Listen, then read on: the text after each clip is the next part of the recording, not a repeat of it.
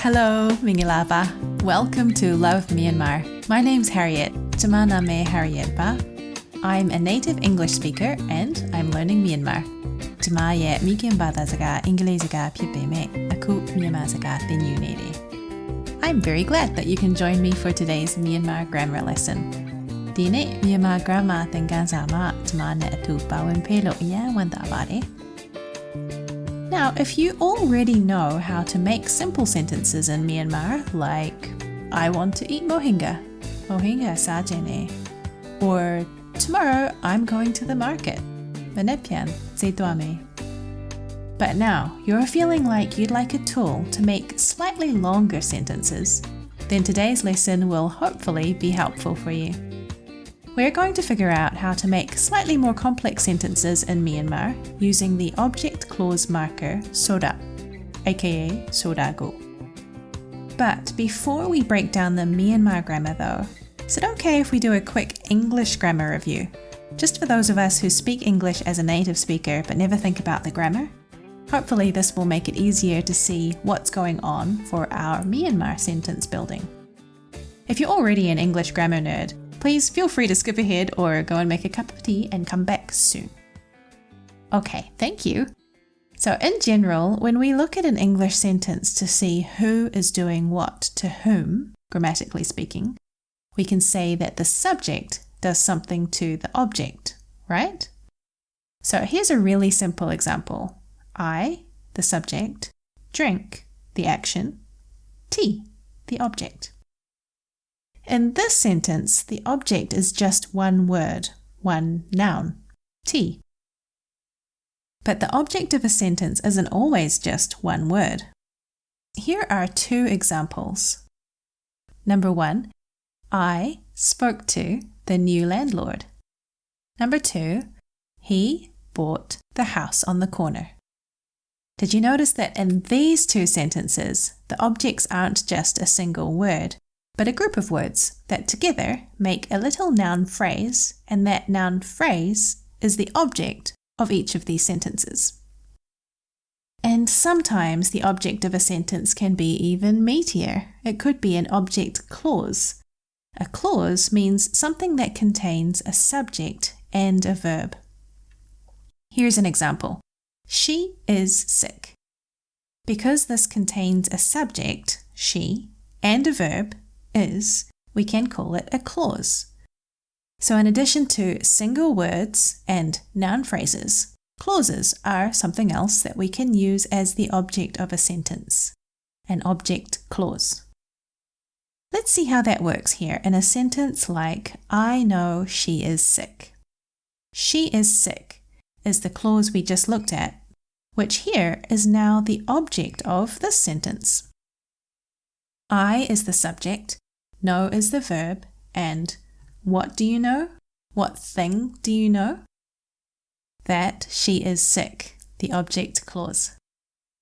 Cool, so to review, an object of a sentence can be a word, like I know Emily, or a phrase, I know Emily's boss, or a clause, I know Emily is sick, which contains its own subject and verb. Right, now for the sake of simplicity for the rest of this lesson, I'm going to refer to the first part of the sentence, the part with the subject and the verb, as the subject clause, and the second part as the object clause, because then we're only having to talk about two different parts rather than three, and hopefully that will help our heads to explode a little less. Okay. So just to check we've definitely got this, here are 3 sentences. Number 1, we understand why he's angry. Number 2, I saw how the accident happened. Number 3, he learned how to deal with stress. I'm going to give you a moment to see if you can identify the object clause in each sentence, okay? Take a look.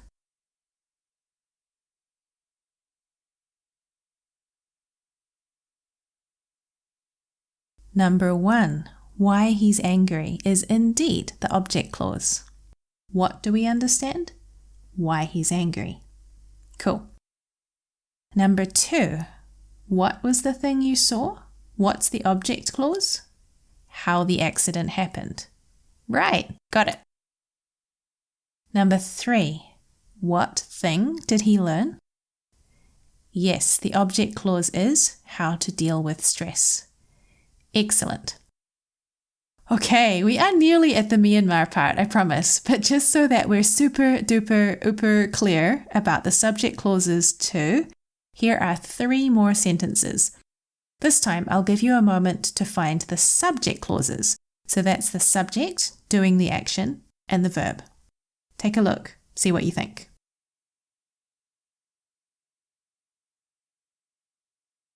Okay, number 1, she knows, subject clause. When to stop, object clause. Well done. Number 2, the subject clause is they questioned. Right. What did they question? How I afforded it, the object clause. Very good. And number 3, you forgot is the subject clause. Yes. Object clause, what they wanted. Oh, excellent. You've done so well making it to this point. Bravo. So now let's see how all this grammar helps us make sense of what's happening in our Myanmar sentence building with Sora. We want to know, if our English sentence has subject clause, then object clause, how do we make that same sentence in Myanmar? Here's our formula. We flip it around. We put the object clause first, followed by Sora, which we're calling an object clause marker, and finish it off with our subject clause. So English would be, I know she is sick. Myanmar is, she is sick, Sora, I know. Not too crazy, right? So far, so good. Oh, and just before I forget, Sora and Sodago have the same meaning in these sentences. You'll notice both versions being used by Myanmar speakers, and you can choose to use either too. You probably know that go is an object marker in Myanmar, so it makes sense that it would be here for our object clause marking purposes. For the rest of this video, we'll only be using Soda, but just know that any of the Sodas could equally be Sodago, with no change in meaning. So how would we actually say, I know she is sick in Myanmar? We start with the object clause, she is sick, thu pyanere. Then the object clause marker, Soda. Then the subject clause, I know, jamatire. Altogether, we've got thu pyanere Soda jamatire, or thu pyanere Sodago jamatire. I say jamat because I'm a female, but a male speaker could use jano. Can you say the whole sentence? Give it a go. Tu pyanere Sora jamatire. Great! Let's check out another example. English. I know this situation is very bad. I know is the subject clause. This situation is very bad is the object clause. Myanmar. We switch it around and pop Soda in the middle. Object clause, Soda, subject clause. So, what would the actual sentence look like? This situation is very bad. Di achene ayan sore. Object clause marker, Soda. I know. Jamatire. Altogether, di achene ayan sore, Soda jamatire.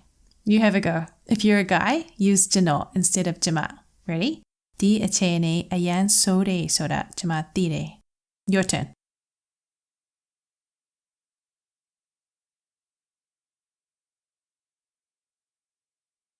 Wow, great. That's it.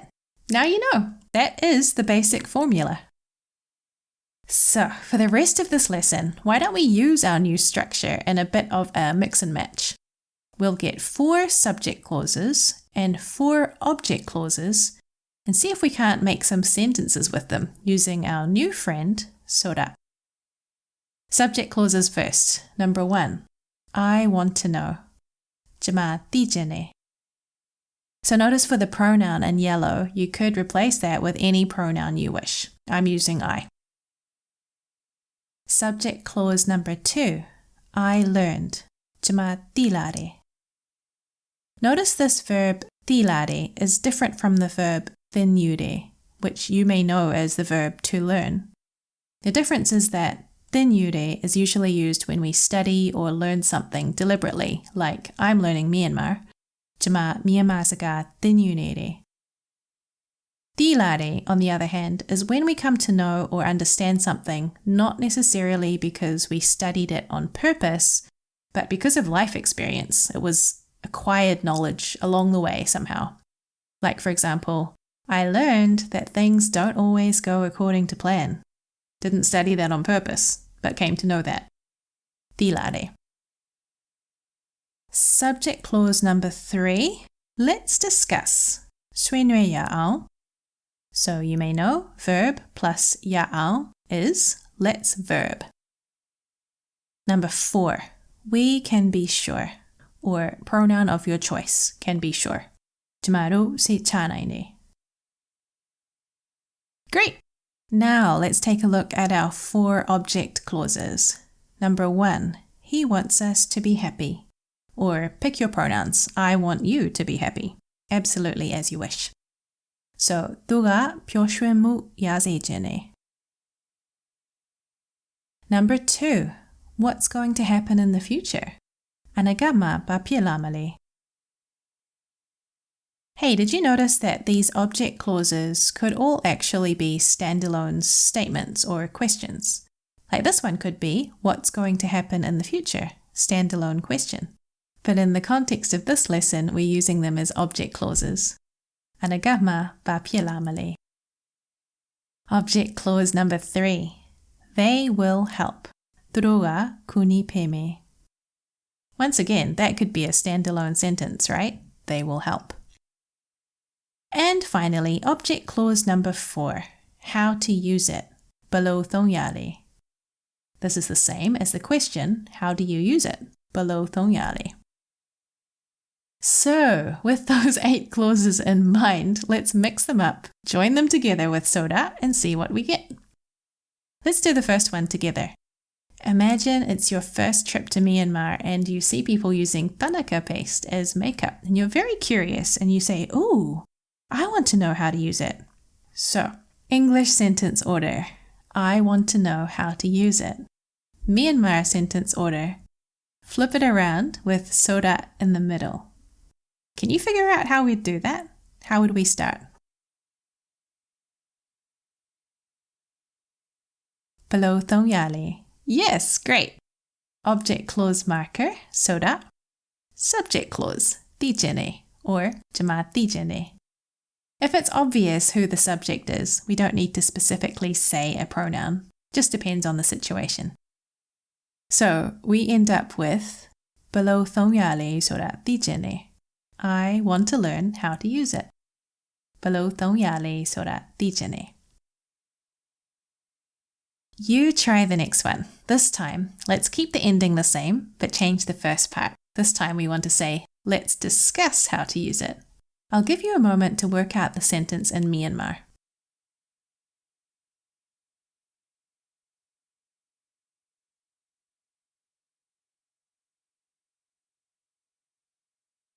Got it?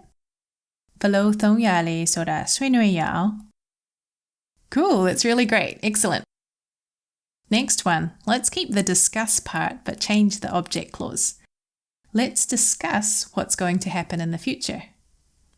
It's all yours. Can you figure it out?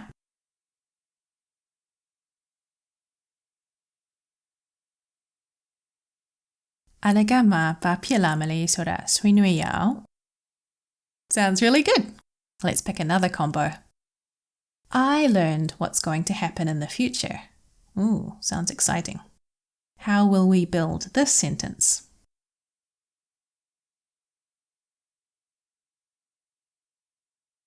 Okay. Anagama papielamale soda tilare. Ooh, really nice. Cool. You're doing great.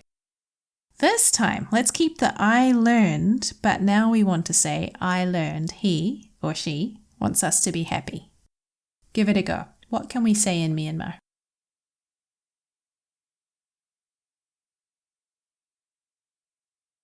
Right. 누가 표심을 야세제네 소라 딜라레. Brilliant. What about we can be sure he wants us to be happy? How could we make this sentence?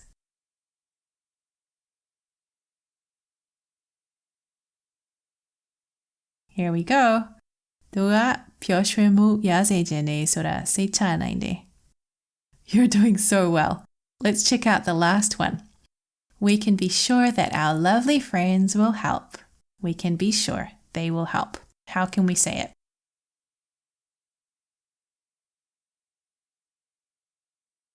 So, duro kuni pe me sora tomorrow se chanaine. Fantastic! Oh, okay. So let's finish everything off with 2 listening challenges and 2 translation challenges. Listening number 1. What does your friend tell you? Anagama ba phit la ma le soda ko ayan ti chin de. Let's listen again. Anagama ba phit la ma le soda ko ayan ti chin de. Anagama ba phit la ma le soda ayan ti chin de. What does it mean? Yeah, something like, I really want to know what's going to happen in the future. Anagama ba phit la ma le soda ko ayan ti chin de. Good stuff. Let's try another one. Listening number 2. What is she saying? Balo tong ya le soda ti la de. One more time. Balo tong ya le soda ti la de. Below thongyale sora tilare. Cool. What does it mean? How would we say that in English? Yes, maybe something like, I learned how to use it. I got to know how to use it. Balo tong ya le soda ti la de. Super well done if you worked it out. Finally, here are 2 translation challenges. They both have phrases that aren't from this video, but I think you might know them. Number 1, Below thongyale sora nale jene. You can pause the video and press play when you're ready to check.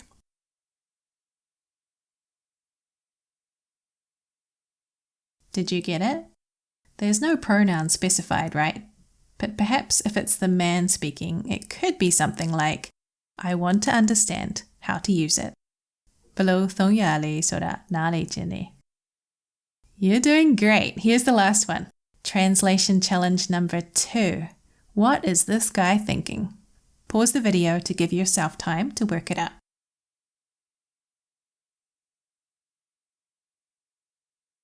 Here we go. Anagama ba pialamale sora tanomatinaibu. Something like, I can't know what's going to happen in the future. Right? Yeah, great stuff. You made it. Wow, excellent. You did so well working through those drills with me and starting to get your head around soda. Make sure you give yourself a congratulatory pat on the back. I hope you enjoyed this introduction to how soda can be used in Myanmar sentence building. I'll pop a few more example sentences in the video description below for you to get a better feel of how soda is used. And feel free to play around with the object clauses from this video and try making some of your own sentences. And if you do, please leave them in the comments section. We can check them out.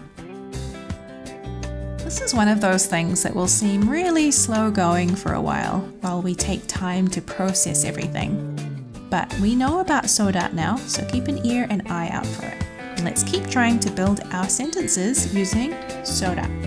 If we do that, I'm sure we'll find that it definitely gets faster and more automatic over time. It's not rocket science, eh? Just practice. Have a lovely day, and I look forward to having you along with me in the next lesson. Until then, take care. Kayu say bye, no?